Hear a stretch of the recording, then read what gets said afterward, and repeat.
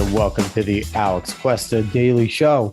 Hope everybody had a fantastic weekend. It is Monday, March 14th, 2022. How is everybody? I know I'm doing pretty good. Before we get anything fun, like, share, follow, subscribe, rate 5 stars on Spotify and iTunes, and spread the show word of mouth if you like what we do here, because it'll only help us grow. And if we grow, that's a good thing because we can start doing more and more and more and make it funner and funner. So, and also socials, go find us, the Alex Cuesta Show. Anywhere you can have a social media, we should be there. And if we're not, let us know. We'll get there. All right. So let's get right into all this fun stuff for the Monday, starting the week off. The Biden COVID tracker. Here we are. Last time we talked on the 11th, on Friday, we were at 79,409,602 cases and 964,525 deaths. As of today, Monday, 3 days later, we are sitting at 79,523,228. That is an uptick of 113,626 for a 3-day average of 37,875. In terms of deaths, we're at 967,720. That is an uptick of 3,195 deaths, and that's an average of 1,065. Now, I have to say this. I don't know if during the weekend something happens where they don't produce as many numbers, because every time we come back on a weekend, we run the average and it always paints us rose-colored glasses. Now, I know as of today, I was reading China. There's certain parts of China going back into lockdown because there's a surge. They're talking about Deltacron, quote unquote. That's the newest Frankenstein they fucking come up with. And also in Germany, they're starting to see surges. I don't think they're calling it Deltacron, but they're starting to see surges as well. So we'll keep an eye on whether or not there's surges. And of course, the Pfizer CEO came out and said, you definitely need a fourth dose, because we're believing CEOs of pharmaceutical companies now who, have no interest in just pushing their drugs to, keep selling them. Of course, they have your health in mind, and we're just supposed to believe that. So obviously today is Positivity Monday. We will be doing the positive thing. But first, I want to give a cautionary tale to those on the right, especially the GOP, who are the most gullible motherfuckers who claim to be on the right.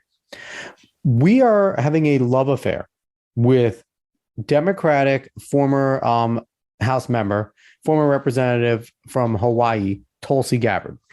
This all started during the Democratic primary for president in 2015, going into the 2016 election, when she dressed down Kamala Harris in a debate, causing essentially Kamala's downward spiral for her to be the first major candidate to drop out of the election, now sitting at VP. But Tulsi dressed her down. And that was something that, the right completely cheered, because we didn't like Kamala Harris then. Right still hates Kamala Harris because she's awful. And people started to look at Tulsi and was like, okay. And then we listened to her speak, and she had a little bit more of a moderate position. And she pushed back against some of the crazy shit Bloomberg said and Steyer and all that. She was hard on Biden, but not super hard. So she definitely kind of tickled the right in a good way. Like, people started to look at her and was like, she's a logical person on the left that, if she ever became president, maybe it won't be too bad. And as of late, she's gone even further and further. She recently spoke at CPAC, which wherever you stand on CPAC, it is what it is. It's the Conservative Political Action Committee and their whole entire conference that they do there, where they have a bunch of speakers who are supposedly the leaders of the right, and they have some guests such as Tulsi Gabbard, who's not necessarily on the right, but is someone that is kind of on their side for the moment, I guess. And she spoke there, and she's hitting all the right things. And recently, she just came on the fire the other day when she put out a video talking about how United States is backing 25 Ukrainian biolabs. I have no idea if this is true. I've seen this talked about a few times on Twitter by some blue check marks. I have not even attempted to verify it. That's kind of, I guess, what the reasoning is for America pushing so hard to save Ukraine, or to even try and get it a NATO nation and all this good jazz. We've heard my feelings on the war over and over here. I don't need to continue to flesh out what I think about my feelings on the war. What makes this, though, a big deal is that you have one of the Uniparty members and full on essentially a leftist in right clothing, Mitch Romney, come out and say it's treasonous what she said, pushing Russian propaganda, because of course they go to Russian propaganda. A bunch of people saying that, Hillary warned us, Tulsi's a Russian asset, along with Trump and yada, yada. And they're doing their best to push Tulsi Gabbard to the right and say that she's on the right, and essentially she is siding with those on the right, siding with Trump.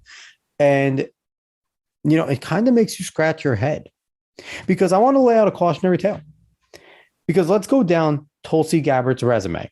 Outside of being fairly young, how old's Tulsi here? I should have looked that up, but let's look up Tulsi Gabbard.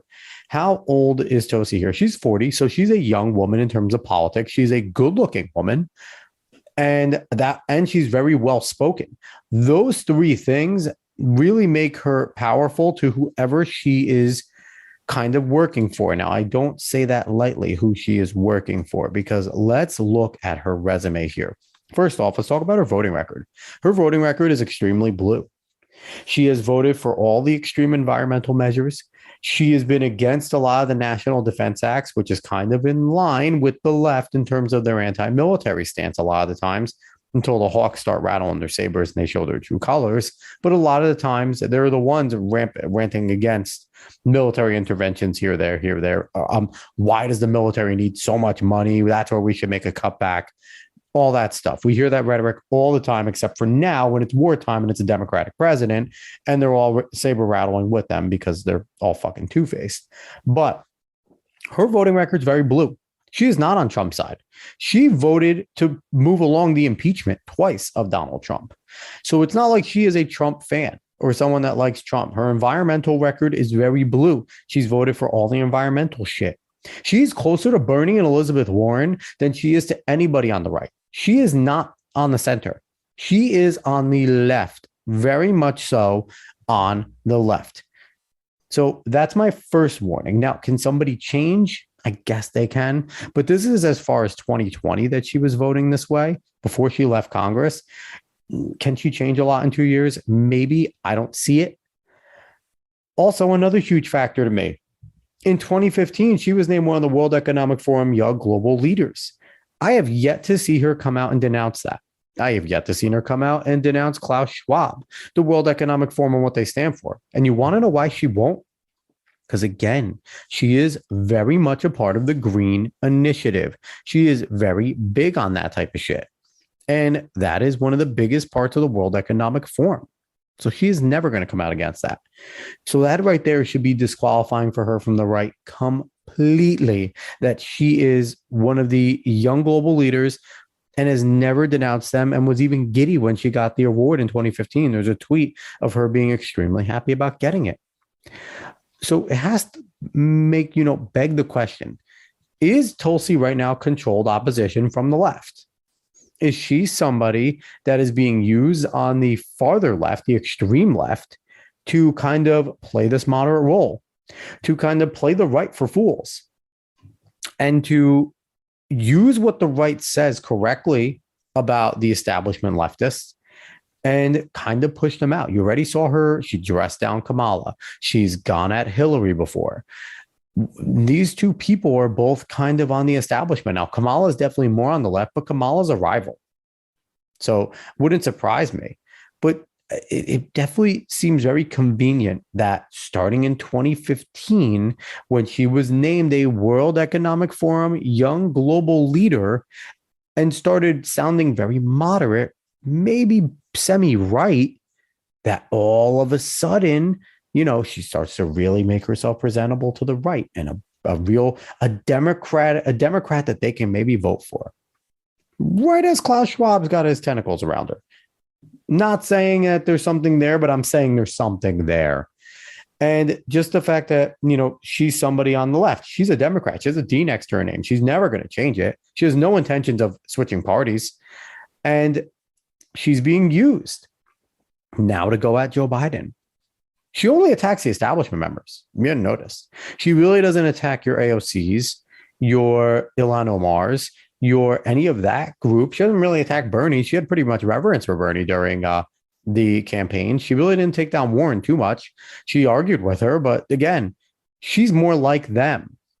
She wants those types of people to succeed. You're far leftist, you're socialist. She's okay with Marxists being around. That's what the type of shit that she believes. So, all in all, don't believe Tulsi. Don't believe what she says. Don't side with her. She's not our friend on the right. And, I'm not friends with a lot of people on the right, it seems, either, because if they're looking at Tulsi Gabbard and not able to just do a little bit of research and find out where she truly lies on a lot of things, she hangs her hat a lot on military. So does Pete Buttigieg. Do you like Pete Buttigieg? He also served the military. Are we going to all of a sudden jump on his bandwagon on the right if he starts saying a few things that the right likes? She does not have a track record to trust. She doesn't. This to me is a politician that sees an opportunity and she is taking it by the balls. She has people in high places supporting her globally. And I believe that this is kind of part of the ploy of infiltration. Remember, if you are on that far left, your whole goal is to dismantle. And one of the ways is to infiltrate and dismantle from the inside. So what is she doing right now? She's dismantling slowly the establishment left by picking them apart one by one. And now she's getting in with the right. So what could happen? We like Tulsi, right? What about if she runs again? What about if she runs again as a Democrat? Doesn't seem like anyone's willing to do research on her. So what's going to happen?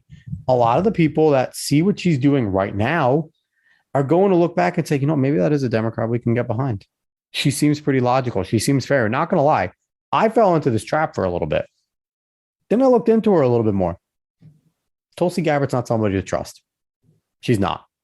So get off that bandwagon very quickly if you're on it right now. Just get off it. Not worth staying on. All right.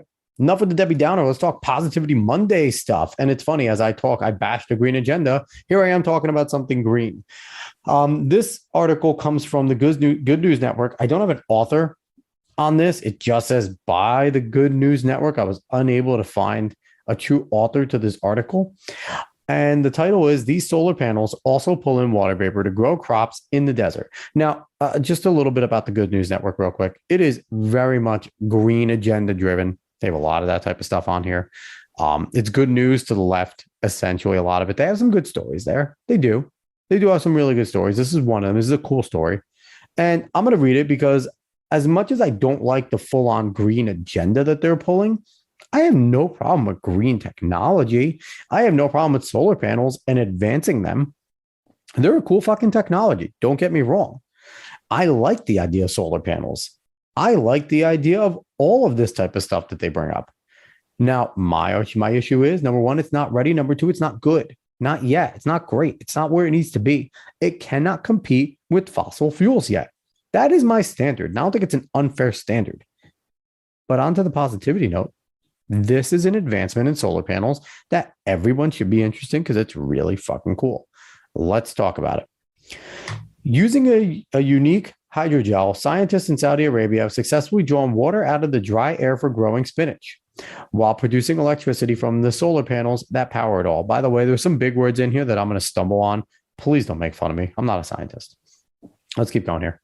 The system offers a sustainable, low-cost strategy to improve food and water security for people living in dry climate regions. Now, one reason this is cool is because it's not just saying like solar panels good. It's doing something to help outside of that. And you will see that the science is pretty cool. It's really on a small scale still. It's not on a large scale, but it is a cool piece of technology that I'm really excited to see if they advance. Because it's to change games in desert areas, in your Middle East, in Egypt, and a lot of places that suffer in really hot climates or in desert climates. This could be cool. Let's keep going. Quote, a fraction of the world's population still doesn't have access to clean water or green power, and many of them live in rural areas with arid or semi-arid climate, says Peng Wang, a professor of environmental science and engineering at the King Abdullah University of Science and Technology. Quote, our design makes water out of air using clean energy that would have been wasted and is sustainable for decentralized small-scale farms in remote places like deserts and oceanic islands.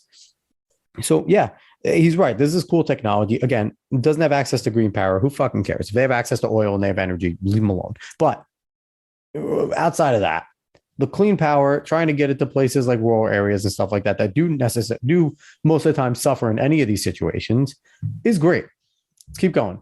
The system called WEC2P is composed of a solar voltaic panel placed atop a layer of hydrogel, which is mounted on top of a large metal box to condense and collect water. Wang and his team developed a hydrogel in their prior research, a material that can effectively absorb water vapor from ambient air and release the water content when heated.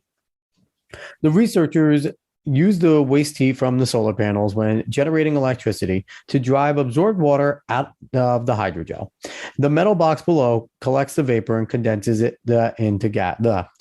condenses the gas into water. So right there, that's some really cool technology. The hydrogel is some cool shit. And they're playing off something that is easy because what is solar panels taking?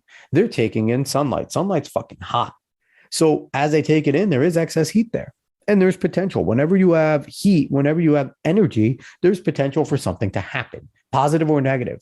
They're turning this into a positive because the hydrogel seems badass. The way if it can absorb and collect and give water, awesome. Awesome. Let's keep going with this. Additionally, the hydrogel increases the efficiency of solar photovoltaic panels by as much as 9% because it absorbs the heat and lowers the panel's temperature. Again, I'm okay with this. An advanced efficiency, more advanced in efficiency, less waste. Cool. Let's keep going. The team conducted a plant growing test by using WEC2P in Saudi Arabia for 2 weeks in June when the weather was very hot. They used the water solely collected from the air to irrigate 60 water spinach seeds planted in a plastic plant growing box.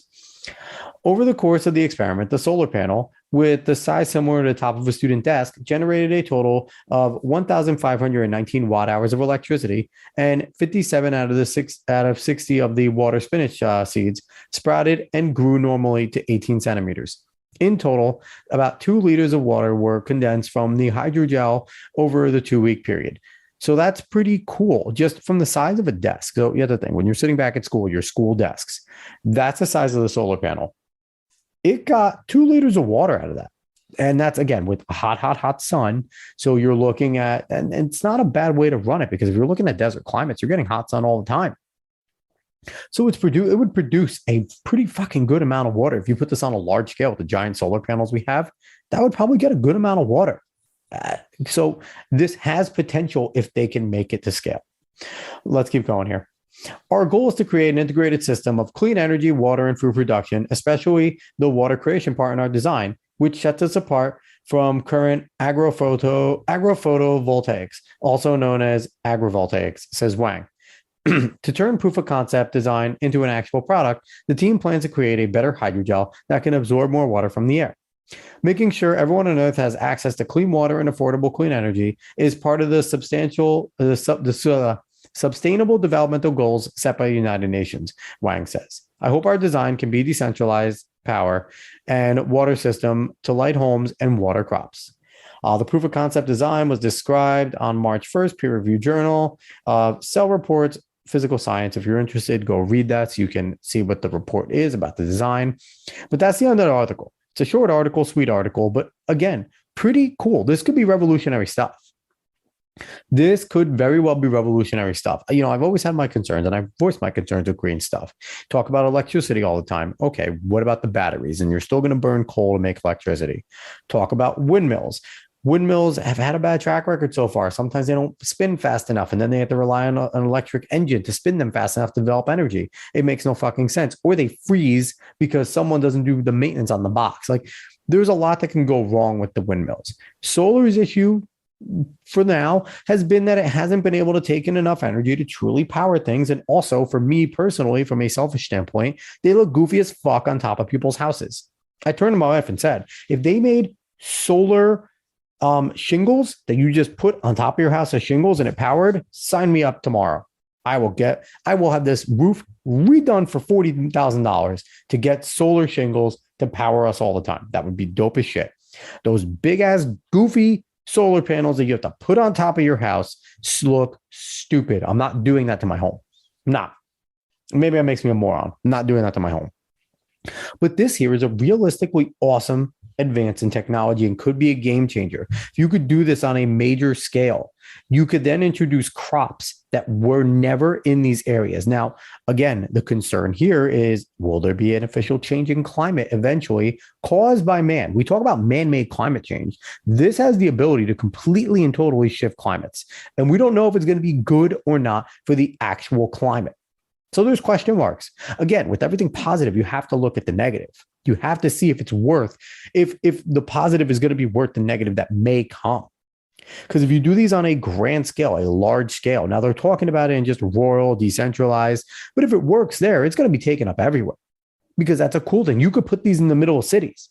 And could you imagine Central Park if they had these solar panels linking up and at Central Park, they just had a bunch of different foods, bunch of different plant foods and that are getting all the time. And knowing Central Park in the city would be like, oh, take your food for free. And you would be able to choose under which solar panel, which crop you'd like to take. Like it could be cool shit. It would be awesome if they can get it to that scale.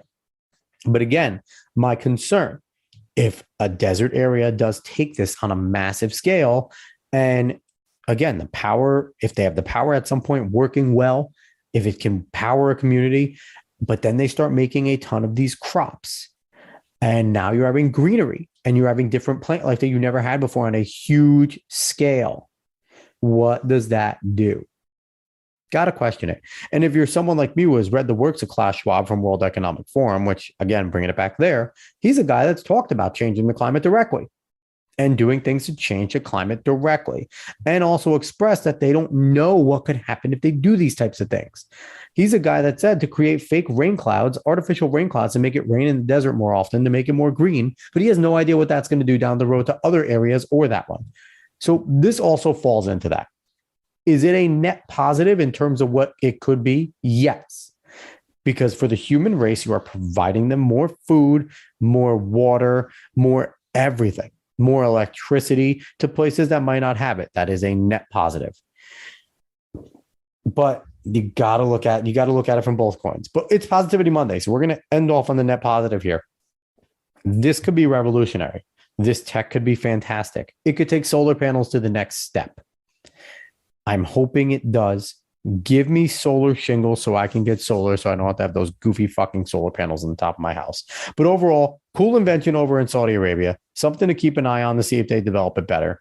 And could be really good going forward. So see, people on the right aren't against green. We're against green being used as Marxism. God damn it. All right. We're going to end off the show with that. I appreciate everyone for listening. As always, like, share, follow, subscribe, rate 5 stars on Spotify and iTunes. Spread this word of mouth if you like it. If you like Positivity Mondays, I like Positivity Mondays. It makes me feel good to talk about positive things. We need more positive stories. They're really hard to fucking find. Positivity Monday is hard to do every single week. Hard to find positive stories. And the Good News Network, like I said, they lean very left. So I don't always agree with what they call positive. I don't. Socials, Alex Cuesta Show. Go search it. You'll find it wherever it is. You'll see the logo. It's a big black box, white lettering, the Alex Cuesta Show in it. Can't miss it.